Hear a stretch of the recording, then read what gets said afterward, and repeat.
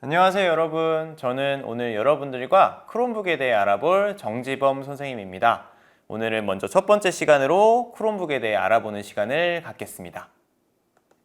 여러분, 크롬북이 어떤 기기인지 많이 궁금하시죠? 선생님이 크롬북이 어떤 기기인지 소개하고 기능을 알려드리도록 하겠습니다. 크롬북은 무엇일까요?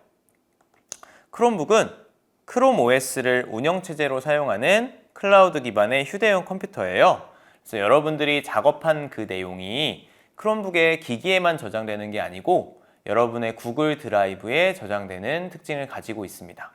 선생님은 크롬북이 컴퓨터와 스마트패드의 장점을 합쳐놓은 기기라고 생각하고 있습니다. 크롬북을 사용하면 어떤 점이 좋은지 알아볼까요? 네, 먼저 여러분의 계정으로 간편하게 사용할 수가 있습니다.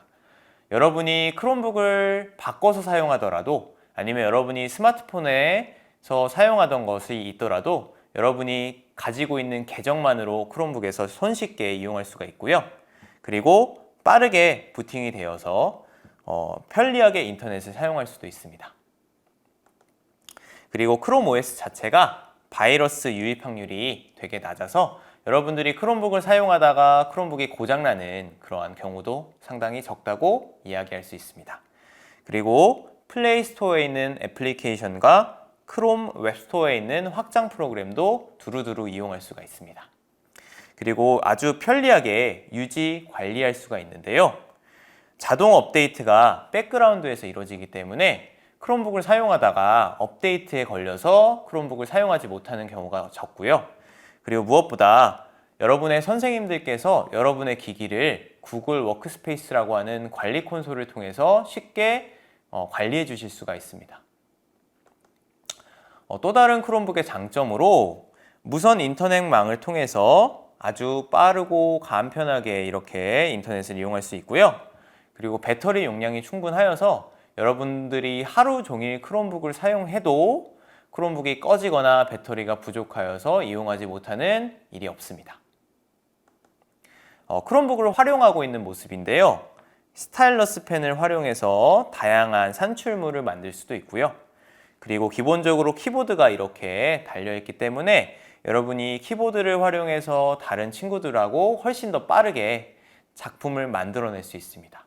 그리고 이렇게 블루투스 마우스나 아니면 USB 마우스를 이용해서 마우스를 연결해서 쓸 수도 있습니다. 기본적으로 크롬북은 이렇게 플립 기능이 있는 경우가 많은데요. 여러분들이 이렇게 크롬북을 플립하여서 거치대 없이 사용할 수도 있고요. 이거를 완전히 다 뒤집으면 태블릿 모드로 또 사용할 수가 있어요. 그래서 지금 이 친구들이 이 플립 기능을 활용해서 스타일러스 펜도 이용하고 있고 카메라도 촬영하고 있습니다. 크롬북을 활용할 수 있는 다양한 장치들이 있는데요. 내장 카메라들이 있고요. 그리고 터치스크린이고요. 그리고 내장 마이크가 있습니다. 최근에 여러분들이 교실에서 많이 이용하는 그런 인공지능 교육 프로그램 아니면 소프트웨어 교육 코딩 프로그램을 이용할 때 두루두루 이용할 수 있고요. 그리고 이렇게 실시간 쌍방향 교육을 통해서도 여러분들이 멀리 있는 선생님과 아니면 친구들과 함께 수업에 참여할 수도 있습니다. 크롬북에 달려있는 이런 포트들을 한번 확인해 보도록 하겠습니다. 여러분 왼쪽 이 포트들을 살펴보면요. C타입 단자가 있습니다. 이 C타입 단자는 여러분이 충전할 때만 이용하는 것이 아니라 다양한 확장 프로그램들 아니면 다양한 확장 도구들을 연결할 때 이용하고요. 여기 이어폰 연결 단자가 있어서 여러분이 이어폰을 꽂아서 이용할 수도 있습니다. 볼륨 버튼도 있고요. 마이크로 SD 카드 슬롯이 있어서 여러분이 지금 기기가 가지고 있지 않은 추가 용량을 추가하고 싶으면 이 슬롯을 이용해서 사용할 수도 있습니다.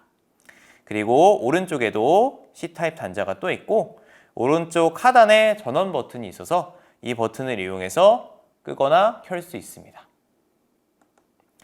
지금부터는 크롬북의 기본 사용법에 대해 알아보도록 하겠습니다. 여러분 크롬북을 처음 받아서 켜게 되면 처음에 이렇게 시작하기 버튼을 보실 수 있는데요. 이 버튼을 한번 눌러보세요. 이 버튼을 누르면 가장 먼저 하게 되는 것이 바로 와이파이 연결하는 것입니다. 그래서 여러분이 가정이나 학교의 와이파이 그 비밀번호와 코드를 입력하여서 연결하면 되겠습니다. 그 다음에 여러분이 하게 될 일은 바로 사용자를 선택하는 것인데요. 나를 선택해 주세요. 그 다음에 이제 여러분들이 학교에서 받은 교육청 계정을 그리고 비밀번호와 함께 이렇게 등록을 하게 되면 여러분이 크롬북을 사용할 준비가 모두 끝나게 된 것입니다. 크롬북에 로그인하는 다양한 방법들이 있는데요. 여러분이 방금 전에 선생님이 설명한 그 방법대로 처음 로그인을 하게 되면 이 크롬북의 처음 화면에 프로필이 하나 보일 거예요. 이 프로필을 하나 등록해 놓은 상태라면 그 다음부터는 비밀번호를 입력해서 바로 이용할 수 있고요. 나는 이 프로필 말고 새로운 사용자를 추가해야 돼 라는 상황이 있다면 여기 하단에 사용자 추가 버튼을 누르면 방금 전에 여러분들이 계정을 입력하고 비밀번호를 입력한 그 페이지가 나오면서 새로운 사용자를 추가할 수가 있습니다. 이 사용자는 이 화면에는 총 19개까지만 추가되는 것으로 보이는데 19개 넘어서 무제한으로 아주 많은 계정을 추가할 수가 있고요. 이 계정별로 가지고 있는 그 데이터만 이 크롬북에서 이용하는 것이기 때문에 많은 사람들이 크롬북을 번갈아 가면서 사용하더라도 마치 자기만의 기기인 것처럼 쓸 수 있는 장점도 있습니다. 이렇게 계정을 가지고 로그인하는 방법 말고 게스트로 로그인할 수도 있습니다. 게스트 로그인을 하게 되면 여러분이 기존에 작업했던 그런 작업물은 볼 수 없지만 손쉽게 빠르게 인터넷을 이용할 수 있고요. 이 게스트로 로그인하고 나면 사용 기록이 남지 않습니다. 그래서 여러분들이 내가 지금 사용한 이 인터넷 기록을 남기고 싶지 않은데 하는 경우에 게스트로 로그인할 수 있고요. 단점으로는 여러분이 기존에 작업했던 그런 작업물들을 볼 수 없다는 점, 그리고 여러분이 특정한 앱을 설치하고 싶은데 그 특정한 앱이 로그인 되지 않은 환경에서 설치가 되지 않는 앱이라면 그런 앱들은 또 이용할 수 없다는 점이 단점이라고 할 수 있겠습니다. 이제 크롬북의 시스템 메뉴를 한번 살펴보겠습니다. 여러분 크롬북의 화면을 살펴보면요. 오른쪽 하단에 시계 버튼이 있습니다. 시계 버튼을 누르면 이런 시스템 메뉴를 보실 수 있는데요. 이 시스템 메뉴에 있는 이러한 바로가기 버튼을 눌러서 바꿀 수 있는 설정들 말고도 여기 밑에 음량 조절, 밝기 조절, 그리고 로그아웃, 전원, 잠그기, 그리고 여기에 우리들이 많이 사용하는 설정 메뉴가 있는 것을 확인할 수 있습니다. 이 톱니바퀴 설정 메뉴를 누르면요. 이렇게 더 많은 설정 메뉴들을 확인할 수 있고요. 여러분들이 아마 스마트폰이나 태블릿 PC에서 많이 봤고 많이 이용해 봤던 그러한 메뉴를 여기서도 확인할 수 있을 거예요. 그 중에서 선생님이 여러분한테 한 가지 알려드리고 싶은 메뉴는 바로 파워워시 메뉴인데요. 파워워시는 여러분들이 크롬북을 사용하다가 뭔가 문제가 생겼을 때 이 크롬북을 초기화하는 그런 기능을 가지고 있습니다. 그래서 여러분들이 크롬북을 사용하는데 분명히 방금 전까지는 잘 됐는데 안 되는 경우도 분명히 있을 수 있거든요. 그런 경우에는 이 설정 메뉴에 들어가서 고급을 눌러서 설정 초기화를 누르면 오른쪽에 초기화 버튼을 볼 수 있는데요. 이 버튼을 누르면 불과 한 5초에서 10초 만에 여러분이 기존에 사용했던 크롬북이 초기화되면서 다시 처음 사용 설정으로 돌아가게 됩니다. 여러분이 가지고 있는 대부분의 데이터는 여러분 크롬북에 저장되기보다는 구글 드라이브에 많이 저장되어 있기 때문에 여러분이 작업했던 내용들이 모두 다 날아가는 것은 아니고요. 나는 이게 구글 드라이브에 저장되지 않고 이 기기에만 있어 라는 경우가 있을 수 있기 때문에 반드시 초기화하기 전에 이 백업을 한 번쯤은 할 필요가 있겠습니다. 크롬북의 화면을 한번 살펴보겠습니다. 선생님하고 방금 전에 봤던 여기에 시스템 메뉴가 있고요. 여기 아래가 바로 실행기 또는 작업 표시줄이라고 하는 공간도 있습니다. 그래서 여러분들이 이 작업 표시줄을 이렇게 크롬북의 화면을 아래에서 위로 싹 이렇게 쓸어보면 이런 창이 나오고요. 이 창에는 여러분이 쉽게 인터넷을 검색할 수 있는 검색 메뉴도 있고 크롬북이 여러분이 자주 사용하거나 아니면 여러분의 상황에 맞춰서 추천하는 앱도 있습니다. 이것뿐 아니라 요 위에 있는 화살표를 누르면요.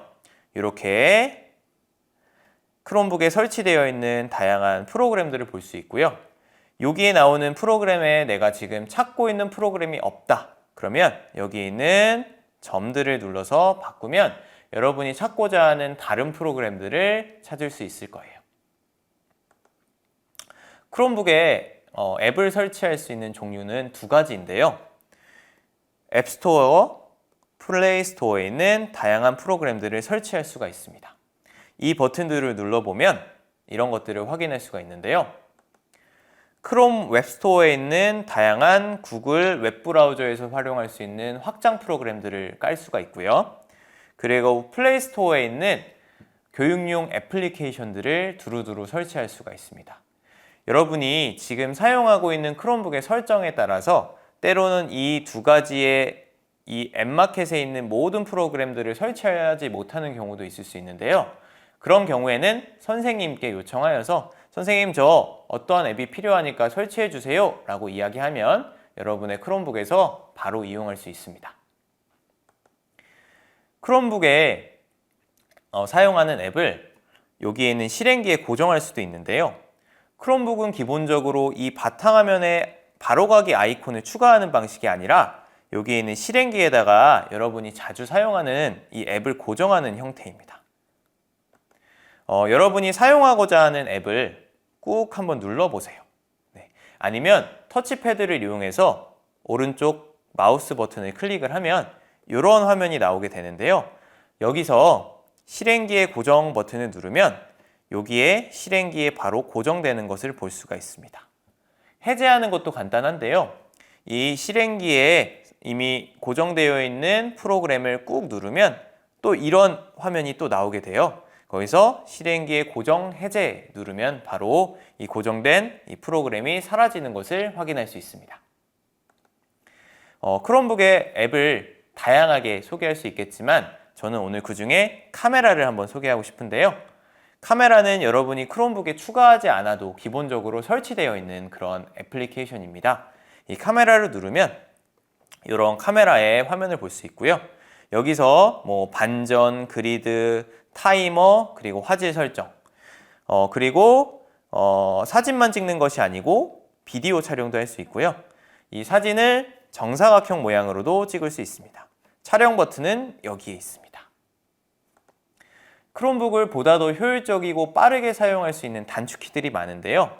여러분들 단축키는 정말 많아서 여러분들이 크롬북을 처음 사용하고 나서 시스템 메뉴에 기기 단축키 보기를 통해서 어떤 단축키들이 있고 이런 것들은 내가 쉽게 이용할 수 있겠구나 라고 한번 확인해 보는 게 좋겠습니다. 선생님이 여러분한테 꼭 알려주고 싶은 단축키가 있는데요.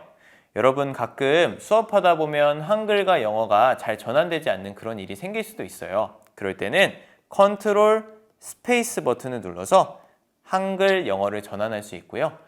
나는 한글, 영어뿐 아니라 다른 언어까지 추가해서 3가지 이상의 언어를 가지고 있다 하는 상황이 있다면 컨트롤 쉬프트 스페이스를 누르면 되겠습니다. 그리고 또 키보드에 요 검색 버튼을 누르면요. 방금 전에 저희가 크롬북 화면에서 실행기를 이렇게 싹 쓸어 올린 것과 같은 그런 똑같은 메뉴가 나오는데요. 이 버튼을 눌러서 바로 인터넷 검색을 할 수도 있고요. 아니면 여러분 크롬북에서 자주 사용한 앱을 바로 클릭하여서 접속할 수도 있습니다. 그리고 크롬북에 단축키들이 이렇게 위쪽에도 있는데요. 핫키라고 합니다.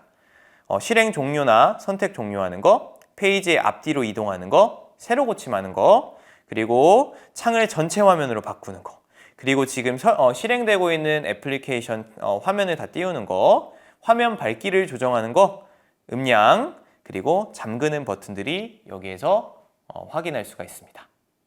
네, 그러면 지금부터 우리가 이렇게 유용한 기기인 크롬북을 조금 더 쉽고 다양하게 활용할 수 있도록 크롬북에서 쓰면 좋은 단축키를 한번 같이 알아보도록 하겠습니다. 자, 크롬북에는 매우 다양한 단축키들이 있는데요. 그 중에서 여러분들이 수업 시간에 가장 많이 활용할 수 있고 그리고 가장 보편적으로 널리 알려진 단축키를 설명해 주도록 하겠습니다.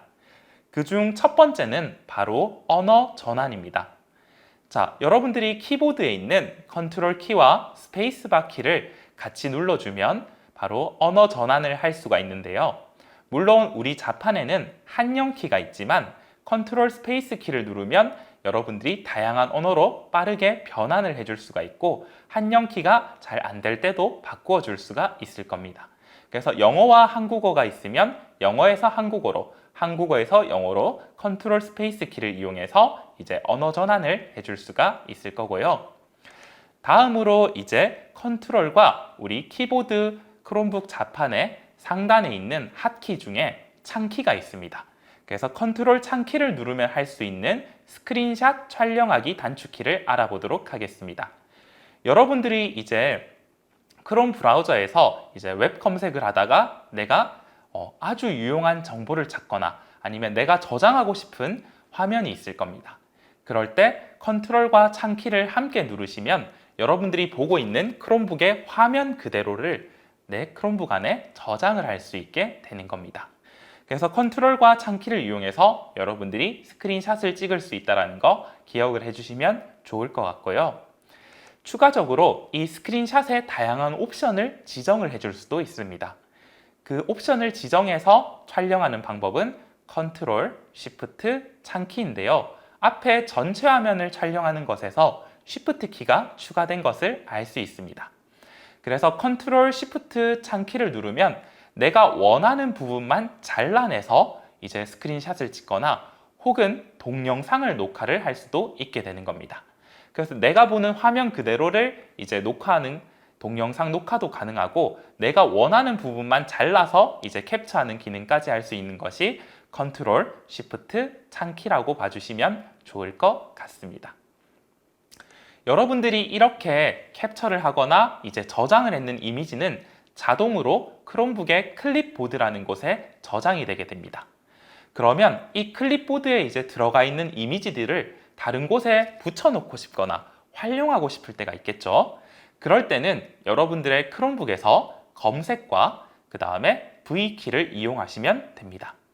검색과 V키를 이제 같이 눌러주면 여러분들의 크롬 브라우저에서 어떻게 나오게 되냐면 바로 이러한 화면이 나오게 됩니다. 자, 지금 여기에는 4가지 정도의 이미지가 캡처가 되어서 들어간 것으로 보이는데요.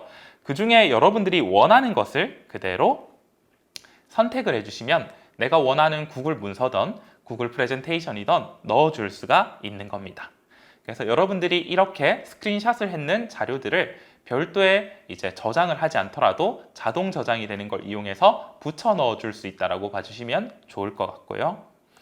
그 다음에 이렇게 우리가 스크린샷을 찍는 방법을 알아봤는데 크롬북에는 노트북 모드뿐만 아니라 태블릿 모드도 있는 걸 여러분들이 알고 있을 겁니다.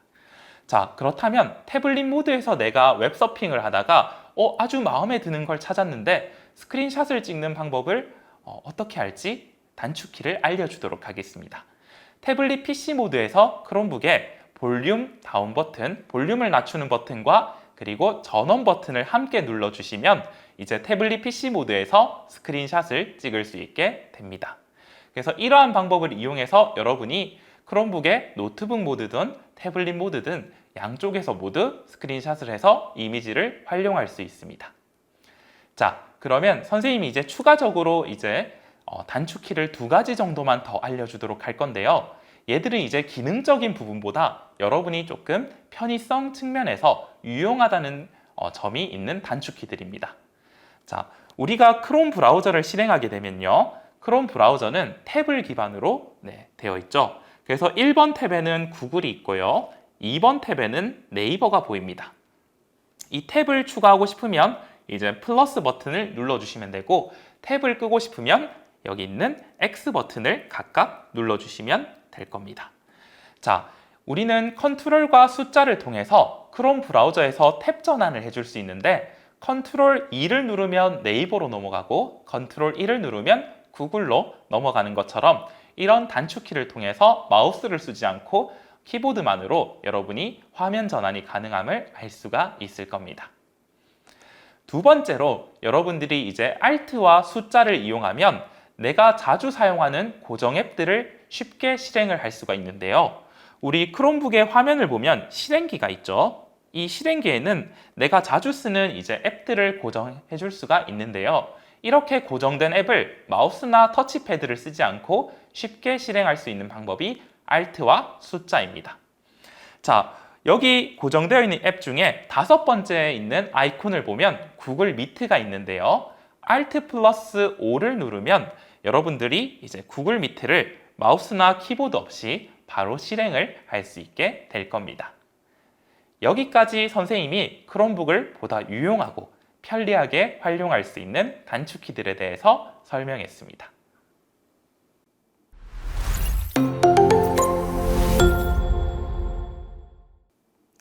여러분 안녕하세요. 이번에는 두 번째 시간으로 구글 도구 활용하는 방법에 대해 알아보도록 하겠습니다. 먼저 많은 구글 도구들을 간략히 한번 살펴보도록 하겠습니다. 여러분, 구글에는 정말 다양한 도구들이 있습니다. 그리고 그 중에서 우리 학생들이 일상을 살면서 또 교육용으로 사용할 수 있는 도구들이 있는데요. 문서, 프레젠테이션, 설문지, 스프레드시트, 사이트 도구, 젠보드, 킵, 캘린더, 드라이브, 클래스룸 같은 것이 있겠습니다. 여러분들이 문서 같은 것을 만들 때, 다른 사람하고 같이 협업하고 이런 걸 할 때는 이런 도구들을 많이 사용할 거고요. 구글 사이트 같은 경우에는 이제 여러분들이 다른 사람에게 내가 만든 웹사이트를 게시하거나 아니면 다른 사람들과 함께 협업할 때 많이 쓰는 도구입니다. 젠보드, 다른 사람과 협업하면서 화이트보드 만드는 거고요. 킵이나 캘린더는 일정 관리하는 거, 그리고 이러한 도구들의 가장 중심이 되는 구글 드라이브가 있고, 그리고 선생님들과 함께 수업할 때 사용하는 LMS인 구글 클래스룸도 있겠습니다.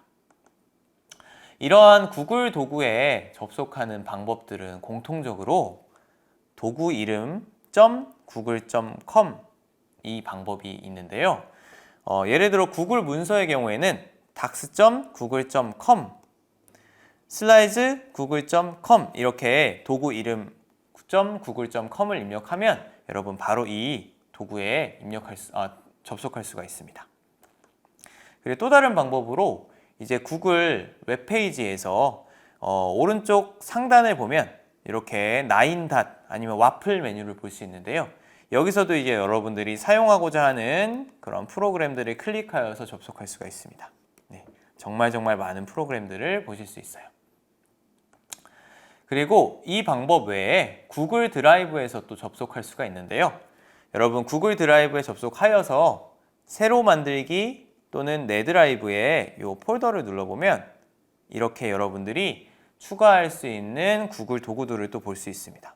지금 현재는 문서, 스프레드시트, 프레젠테이션, 설문지만 있지만 여기 더보기를 누르면 드로잉, 지도 등등등 또 구글이 제공하는 다양한 프로그램들도 확인할 수 있습니다. 여러분들은 이런 방식으로 구글 도구에 접속할 수 있습니다. 그러면 이 많은 도구들 중에 먼저 설문지에 대해 한번 알아보도록 할까요? 네, 구글 설문지는 말 그대로 설문지 만드는 프로그램입니다. 많은 자료를 쉽게 취합할 수 있는 장점이 있습니다. 여러분, 구글 설문지는 자료만 취합하는 데 멈추지 않고요. 구글 스프레드시트와 연동이 되어서 통계 결과까지 쉽게 제공이 되고 이게 또 스프레드시트와 또 연동이 됩니다. 그리고 설문만 하는 게 아니라 퀴즈 모드를 만들어서 우리들 방탈출 게임 같은 거를 설문지로 만들기도 하잖아요. 이런 퀴즈 모드를 활용해서 방탈출 게임 같은 것도 만들 수 있고요. 무료로 또 설문 취합이 가능하다는 점도 장점입니다. 그리고 이 설문지를 편집할 때 나 혼자만 편집하는 게 아니라 다른 사람들을 또 초대해가지고 여러 명의 사람이 같이 설문지를 완성할 수가 있고요. 템플릿이 또 여러 가지가 제공이 되어서 여러분들이 디자인적인 조금 더 효과를 주고 싶으면 템플릿도 설정할 수가 있습니다. 구글 설문지에 접속하는 방법부터 알아보도록 하겠습니다. 아까 설명한 것처럼 주소창에 다음의 주소를 입력합니다. forms.google.com 아니면 form.u 이런 주소를 입력하면 되는데요. 이 .u 주소를 입력하면 새로운 설문지 새 페이지가 딱 바로 만들어지는 특징이 있습니다. 이 방법 외에 여러분들이 인터넷 검색을 통해서 구글 설문지 이렇게 검색을 하여서 접속하여도 문제는 없습니다. 이렇게 설문지에 들어가면요. 가장 먼저 해야 되는 게 바로 제목을 정하는 것이죠. 그래서 여기서 제목을 정하고요. 그 다음 이 제목을 정하고 나면 이 설문지가 어떤 것을 조사하는 거고 무엇을 위해 만들어졌는지 설명 같은 것을 아래다가 입력할 수 있습니다. 그리고 여기 3번을 보시면 이제 설문, 질문 같은 거를 추가하는 페이지인데요. 요거는 이제 질문을 추가하는 것이고요. 요 아래에 있는 화살표는 내가 예전에 만들어 두었던 이 설문지의 질문을 다시 복사해서 가지고 오는 겁니다. 그리고 이 T라고 되어 있는 거는 제목이나 설명을 추가할 수 있는 그런 페이지고요. 여기다가 이미지나 유튜브를 또 삽입할 수가 있고요. 설문지의 섹션을 나눠서 1번 설문지 섹션을 끝내면 2번으로 넘어가고 뭐 2번에서 3번으로 넘어가고 이런 것들을 여기서 설정할 수 있습니다. 그리고 네 번째로는 이제 질문하고자 하는 진짜 내용을 여기다 입력하는 거예요. 당신의 혈액형은 무엇입니까? 뭐 이런 식으로 질문해서 다섯 번째는 응답 방법을 설정하는데요. 당답형과 장문형은 말 그대로 주관식으로 뭔가 이렇게 입력을 하는 것이고요. 지금 현재는 객관식 질문으로 되어 있는데 객관식 질문, 체크박스 등은 이제 여기서 객관식 질문 중에 하나, 체크박스는 여러 개의 답 중에 뭐 2개 이상을 선택하는 것입니다. 그래서 여기다가 응답을 입력하도록 되어 있고요. 객관식 질문의 경우 복사, 붙여넣기로 한 번에 여러 개의 질문을 만들 수 있는 그런 특징도 있습니다. 응답 결과 모으기 페이지인데요. 이 응답 페이지를 누르면 지금 현재까지 응답이 몇 개 들어왔는지 확인할 수가 있고요. 그리고 여기 스프레드시트 아이콘을 누르면 스프레드시트와 또 연동이 되는 것을 확인할 수 있습니다. 그리고 설정에 가면 구글 설문지에 다양한 설정을 바꿀 수 있는데요. 먼저 퀴즈로 만들기를 얘를 이제 키게 되면 이 설문지가 단순히 응답만 수합하는 게 아니고 요 응답의 정답과 오답이 있습니다. 그리고 이 정답에 대한 오답과 그 설명 같은 거를 넣을 수 있어요. 점수도 넣을 수 있고요. 그래서 퀴즈 모드로도 만들 수 있고요. 그리고 응답을 누르면 응답할 때 어떠한 옵션이 있는지 확인할 수 있고 프레젠테이션, 설문지가 어떻게 보여지는지 또 세팅을 바꿀 수도 있습니다. 네, 퀴즈로 만들기 화면인데요. 이렇게 점수 결과를 바로 공개할 것인지, 틀린 문제, 뭐가 잘못된 건지 확인할 수 있게 할 것인지 말 것인지, 정답을 공개할 것인지 말 것인지, 점수가 있는지 없는지 이런 것들을 설정할 수가 있습니다. 그리고 응답을 누르면 이제 응답 수집 및 보호 방식을 관리하는데요. 이렇게 이메일 주소를 수집할 것인지 말 것인지, 응답자한테 응답 사본, 내가 응답한 이 사본을 복사해서 이메일로 보내줄 것인지 말 것인지, 응답을 하고 나서 응답 수정을 허용할 것인지 말 것인지 이런 것들을 설정할 수 있습니다. 그리고 프레젠테이션이 있는데요. 프레젠테이션은 내 설문지가 응답자한테 보여지는 세팅을 바꾸는 곳입니다. 그래서 뭐 진행률, 내가 지금 설문지에 몇 %를 하고 있는지, 질문 순서가 또 막 무작위로 바뀌기도 해요. 1, 2, 3, 4, 5, 6, 7, 8 순에 그 순서가 뭐 10번부터 먼저 나온다든지 5번부터 먼저 나온다든지 무작위로 섞는 옵션. 그리고 확인 메시지, 지금 현재는 응답이 기록되었습니다인데 수정을 눌러서 응답해 주셔서 정말 감사합니다 등등등의 메시지를 바꿀 수 있고요.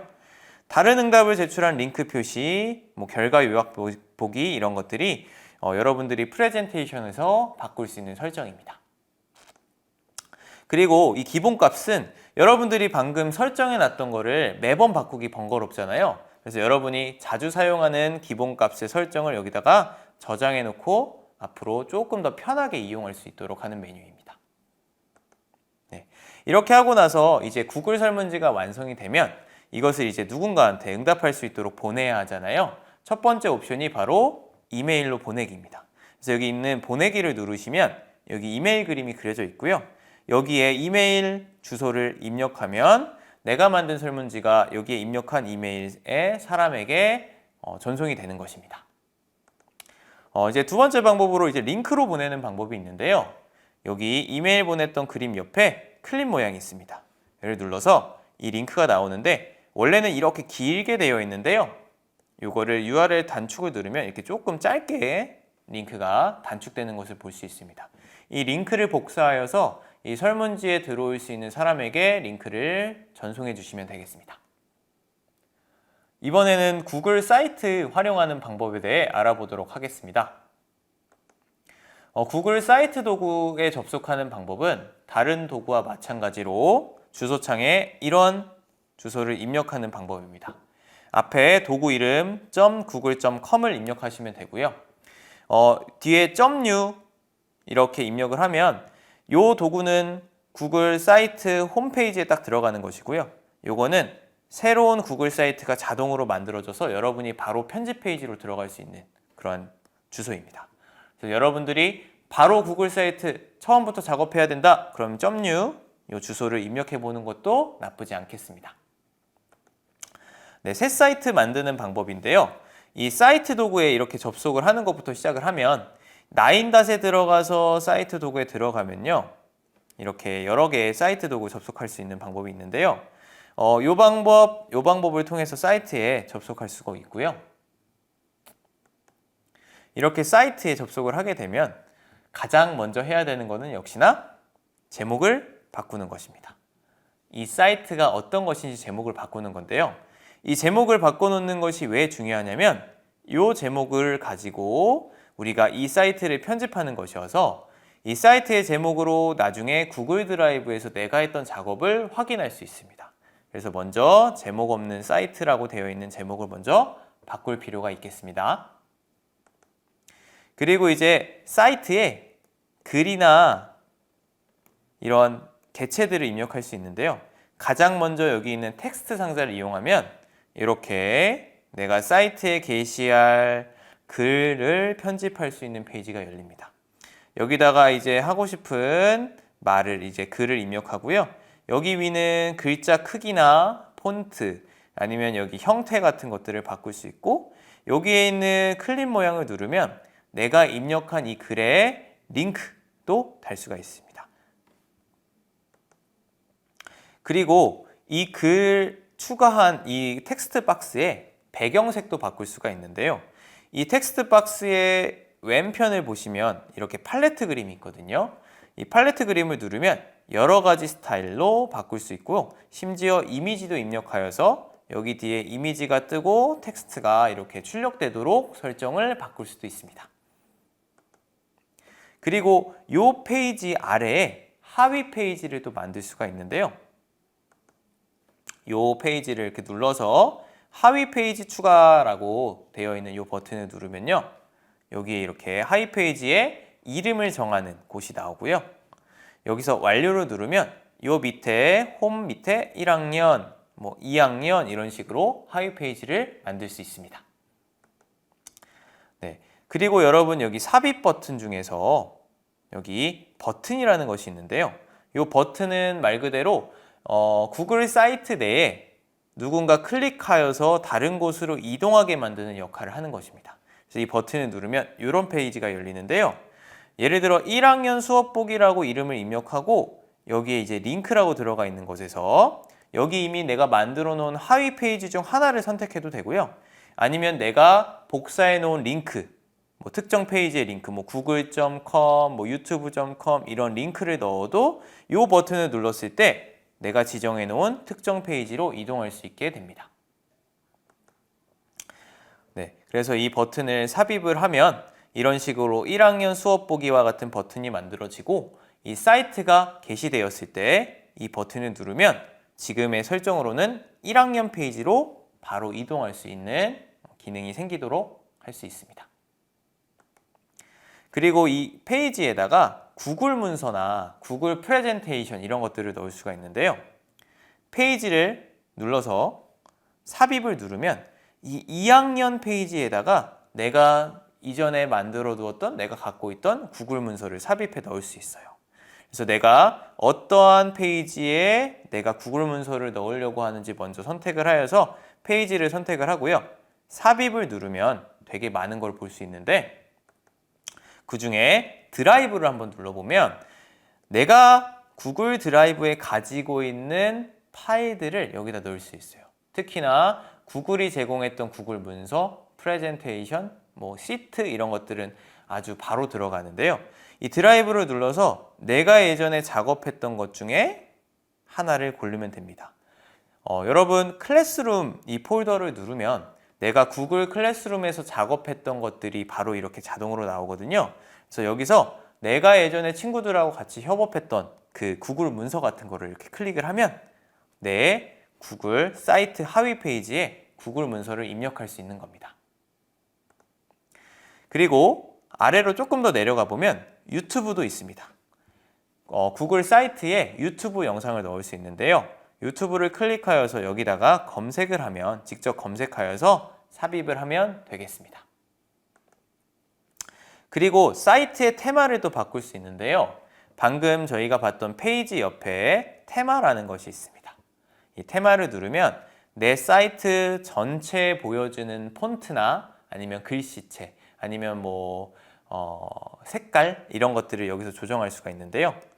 디자인적인 요소이기 때문에 여러분들이 여기서 이미 만들어져 있는 테마를 바로 선택하여서 할 수도 있고 아니면 테마를 내가 또 만들 수도 있어요. 그래서 여러분들이 조금 더 디자인할 때 쉽게 이 테마를 이용하면 이 사이트를 꾸밀 수 있겠습니다. 그리고 사이트 접근 권한 설정하기가 있는데요. 내가 사이트를 다 만들고 나서 이 사이트에 누가 접속할 수 있는지를 설정하는 것입니다. 그거는 바로 여기 사람, 그림 옆에 더하기 보이시죠? 얘를 누르면 기존에 있었던 구글 도구와 다르게 조금 이 일반 액세스가 조금 더 넓게 나오는 것을 확인할 수가 있는데요. 여기는 우리 이미 익숙한 내가 알고 있는 사용자 이메일 주소를 추가해서 넣는 방식이고요. 이게 약간 다른데 이게 뭐냐면 이거는 말 그대로 게시되어 있는 사이트를 누가 들어올 수 있게 하는지 설정이에요. 만들어진 사이트고요.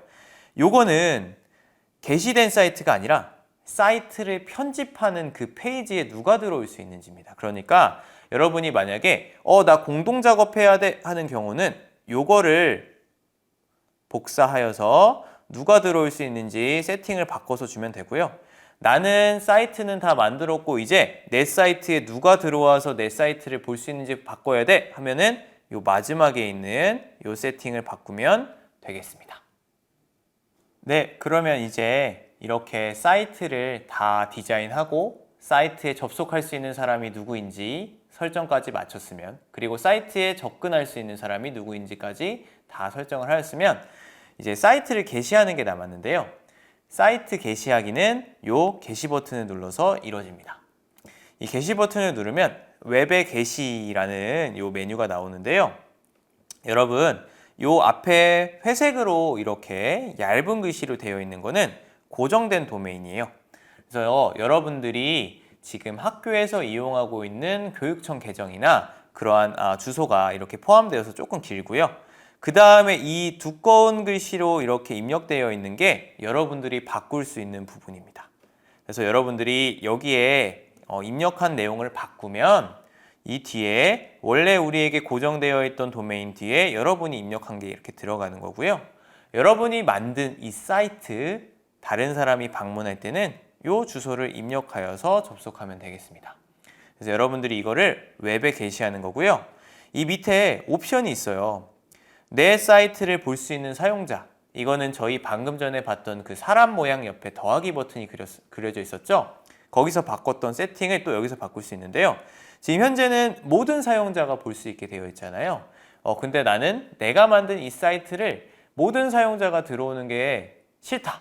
그러면 이 관리를 눌러서 또 바꿀 수 있는 겁니다. 내가 추가한 사용자만 들어올 수 있거나 아니면 우리 조직에 속한 아이디를 쓰는 사람만 접속할 수 있도록 여기서 관리할 수 있고요. 그리고 또 여기에 공개 검색 엔진에 내 사이트가 표시되지 않도록 바꿀 수도 있어요. 그래서 이게 만약에 체크가 되어 있으면 구글이나 네이버 다음 이런 검색 엔진에서 내가 만든 사이트가 이제 검색이 되지 않는 겁니다. 그래서 여러분들이 여기서 이렇게 게시를 하게 되면 여러분들이 방금 편집했던 그 사이트가 다른 사람에게 이렇게 보여지는 것이고요. 여러분은 이 사이트를 통해서 되게 다양한 것을 또 할 수 있는데요. 선생님은 이런 것들을 해보았어요. 아이들과 함께 사이트를 같이 만들어서 저만 만드는 게 아니라 아이들과 함께 사이트를 같이 편집해가지고 아이들이 공부했던 거를 같이 공부 내용으로 정리를 하기도 하고 그 정리한 내용을 아이들이 서로 사이트에 들어와서 댓글도 남겨주고 다른 친구들이 어떤 활동을 했는지 구경도 하고 때로는 또 학급 앨범을 같이 만들어서 아이들이 각자의 기기로 촬영했던 거를 각자 업로드해서 각자 편집해서 멋진 하위 페이지를 만들기도 하였고요. 또 아이들과 모둠 활동을 같이 하면서 모둠 페이지를 다 만들어줘서 아이들이 각자 공부한 것들을 모으는 공간으로 사용하기도 하였습니다. 그리고 저는 아이들하고 함께 공부하면서 모았던 이러한 자료들로 1년 동안 함께 만들어가는 학급 페이지를 또 만들어서 나중에 이제 학부모님들께도 공개를 하고 또 아이들이 졸업할 때 이 학교 홈페이지를 가지고 추억도 남기고 내가 공부했던 거를 정리해보는 그런 활동도 해보았는데요. 여러분들도 실제로 나만의 사이트가 아니라 친구들과 함께 만들어보는 함께 만드는 사이트 아니면 내 가족과 함께 만들어보는 사이트 이런 것들을 만들 때 이렇게 구글 사이트를 한번 만들어 보시면 되게 좋고 되게 편리할 것 같습니다. 네, 이상으로 사이트 설명을 마치겠습니다. 네, 이번에는 선생님과 함께 구글의 다양한 인공지능 도구들에 대해서 살펴보도록 하겠습니다. 자, 우리 친구들이 최근에 인공지능에 대해서 정말 많이 들어봤을 겁니다. 우리나라의 산업부에서도 4차 산업혁명 시대에 가장 표준화가 시급한 분야로 1등으로 이제 인공지능을 들 정도로 인공지능에 대한 관심이 이제 산업계와 그다음 우리 학교에도 많이 있는데요. 이 인공지능이라는 것은 우리 사람이 생각하고 배우는 인간 지능을 모방하여서 이제 사람의 신체적 한계나 정신적 한계를 극복하고 문제를 해결하기 위해 도와주는 그러한 도구적 기술을 인공지능이라고 할 수 있는데요. 자, 이 인공지능의 핵심은 바로 데이터입니다. 자, 데이터의 종류는 여러 개로 나눌 수 있겠지만 크게 정형 데이터와 비정형 데이터가 있는데요. 자, 정형 데이터는 우리가 형태가 정해져 있다고 해서 숫자와 같은 데이터들을 우리는 정형 데이터라고 부릅니다. 그리고 비정형 데이터라는 것은 형태가 정해져 있지 않은 데이터인데 예를 들어서 사진과 같은 이미지, 그 다음에 소리, 그 다음에 선생님의 동작 포즈들 그리고 지금 선생님이 여러분들에게 설명하는 이제 말과 같은 자연어를 비정형 데이터라고 이야기를 합니다. 자, 그런데 과거에는 우리가 정보통신을 알고 있었고 그리고 인공지능에 대해서도 알고 있었어요. 하지만 과거에는 이제 기술의 발달, 그 다음에 하드웨어의 발달이 되지 않았기 때문에 정형 데이터의 측면에서만 다루어지다가 이제 최근에는 바로 이미지, 소리, 포즈, 오감, 자연어와 같은 비정형 데이터를 통한 이제 데이터 활용이 가능해지게 되었습니다. 그래서 선생님이 여기에서는 구글의 다양한 인공지능 체험 도구들 중에서 비정형 데이터와 관련된 도구들을 우리 친구들에게 설명을 해주도록 할 겁니다. 자, 구글의 인공지능 교육 체험 도구 중에 가장 첫 번째로 이미지와 관련된 퀵 드로우라는 프로그램을 선생님이 보여주도록 할 건데요. 이 퀵 드로우라는 프로그램은 이제 인공지능이 어떻게 이미지를 인식하고 판단을 하는지 여러분들이 간접적으로 체험할 수 있는 도구입니다. 자, 퀵 드로우에 들어가면 머신러닝 기술이, 기계학습 기술이 학습을 통해 낙서를 인식할 수 있을까요? 라고 되어 있는데요. 자, 들어오면 총 6개의 그림을 이제 그리는 과제가 나옵니다. 그래서 20초 이내에 그리면 되는데요. 여러분들이 이제 그림을 그리면 이제 기계가 스스로 이제 판단을 하는 겁니다.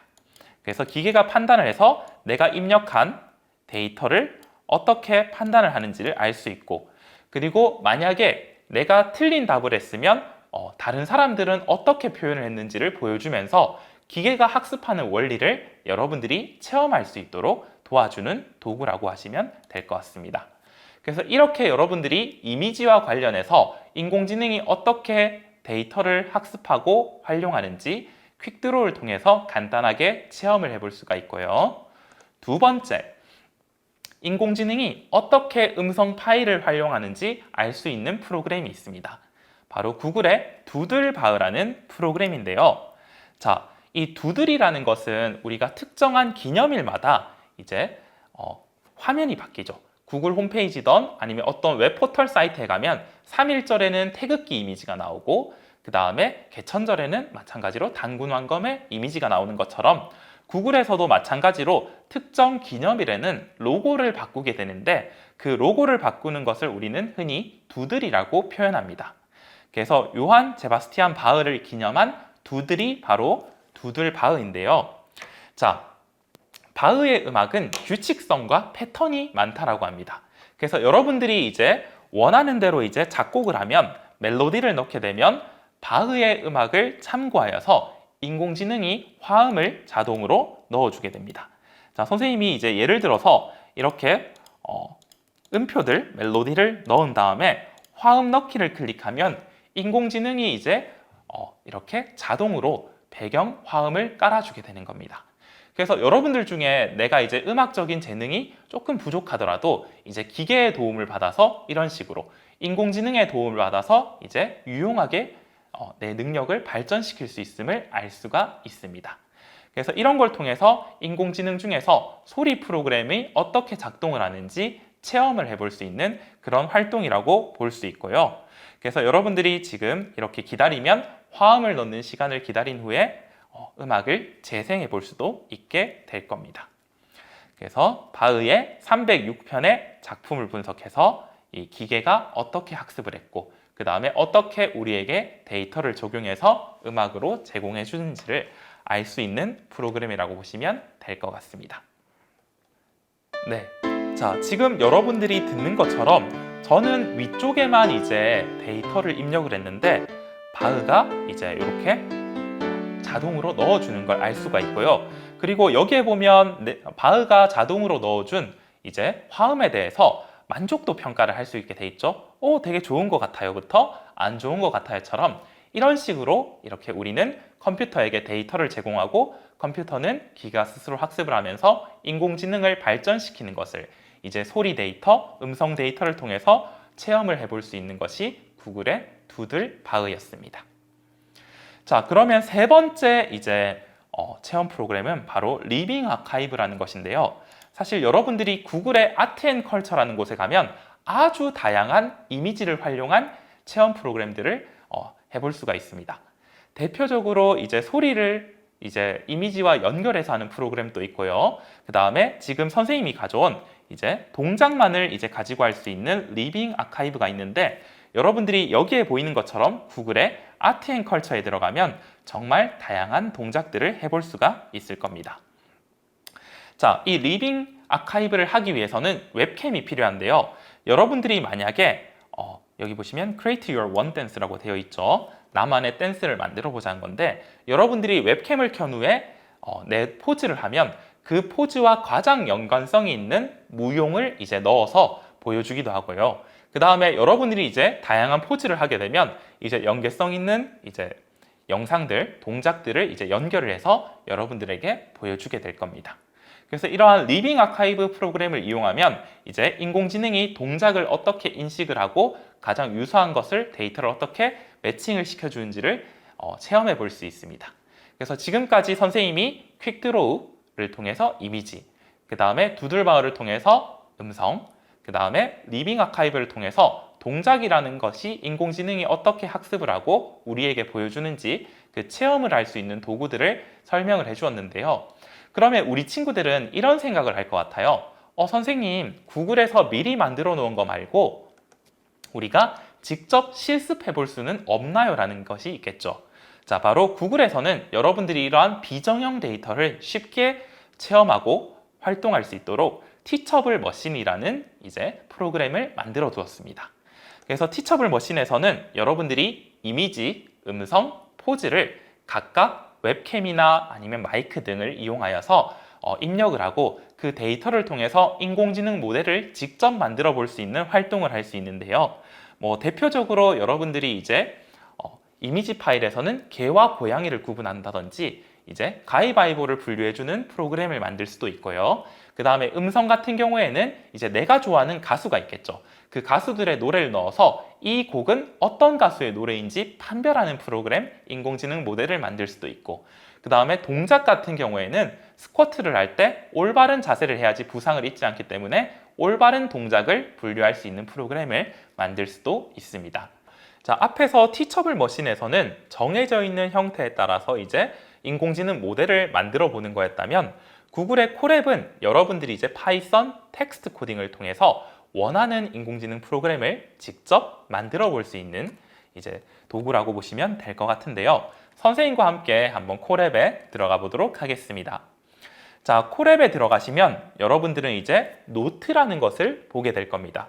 콜앱은 말 그대로 이제 연구를 하는 연구소이기 때문에 연구 노트를 하나의 파일로 보시면 될 것 같은데요. 이 노트 안에는 코드 셀과 텍스트 셀이 있습니다.